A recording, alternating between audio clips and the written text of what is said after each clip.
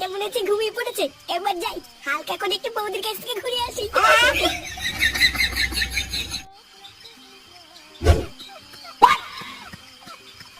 কি করে এ বাড়া, এটা কি হলো? আমি আসলে নাকি বৌদি আবার চাকরি ঘরে ঢুকে খেলা শুরু করে দিল। ওটা মনে হচ্ছে একটু দেরি করে এসছি রে। তাহলে এখন কি করব?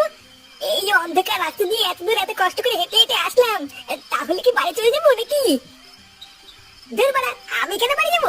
বৌদি তো আমাকে দেখেছিল, তাই জন্য তো এসছি। না, যাই গিয়ে বৌদিকে ডাকি গিয়ে, তারপরে যে মালটা আছে ওটাকে বের করে দিয়ে আমি ঢুকবো। কি করে